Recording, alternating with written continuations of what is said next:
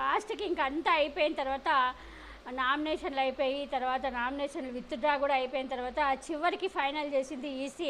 Assembly బరిలో నుంచి 2,500 మంది 2,705 మంది అసెంబ్లీ బరిలో ఉన్నారు. లోక్సభకు వచ్చి 503 మంది బరిలో ఉన్నారు. సార్వత్రిక ఎన్నికల నామినేషన్ల ఉపసంహరణ ప్రక్రియ ముగిసింది.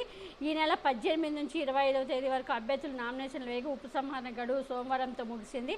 రాష్ట్రంలో లోక్సభ అసెంబ్లీకి మొత్తం కలిపి 6,001 నామినేషన్లు దాఖలయ్యి వీరిలో 4,210 మంది ఎన్నికల బరిలో ఉన్నారు. రాష్ట్రంలో 25 లోక్సభ ఎన్నికలు గాను 1,103 నామినేషన్లు రాగా వీరిలో 503 మంది పోటీలో ఉన్నట్లు ఎన్నికల కమిషన్ పేర్కొంది. 175 అసెంబ్లీ నియోజకవర్గాల్లో 2,705 మంది బరిలో ఉన్నారంట. వామ్మో! అత్యధికంగా తిరుపతి అసెంబ్లీకి 46 మంది అంట. తక్కువగా నగరిలో 6 బరిలో ఉన్నారంట.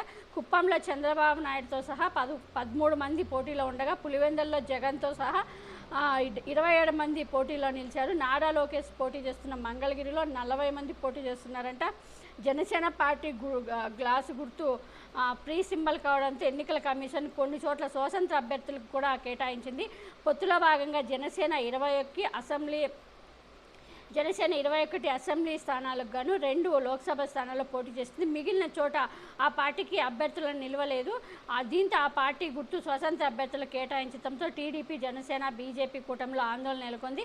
కూటమి నుంచి టికెట్ దక్కని ఆశావాహులు పలుచోట్ల రెబల్గా బరిలోకి దిగారు. విజయనగరం మాజీ ఎమ్మెల్యే మీసాల గీత, మైలవరం స్వతంత్ర అభ్యర్థి వల్లభనేని నాగపవన్ కుమార్, విజయవాడ సెంట్రల్లో ఆంధ్ర రాష్ట్ర ప్రజా సమితి అభ్యర్థి గొల్లపల్లి పని రాజ్, టెక్కల్లో స్వతంత్ర అభ్యర్థి అట్టాడ రాజేష్, కాకినాడ జిల్లా జగ్గంపేట స్వతంత్ర అభ్యర్థి పాటంశెట్టి సూర్యచంద్ర, తర్వాత పెదకూడుపాడు ఎమ్మెల్యే నంబూరు శంకర్రావు కుమారుడు నంబూరు కళ్యాణ్ బాబు, గన్నవరంలో స్వతంత్ర అభ్యర్థి వల్లభనేని వంశీమోహన్ కృష్ణ, మంగళగిరిలో రావు సుబ్రహ్మణ్యం, మదనపల్లిలో షాజహాన్లకు ఆయా నియోజకవర్గాల ఎన్నికల రిటర్నింగ్ అధికారి గ్లాసు గుర్తును కేటాయించారంట.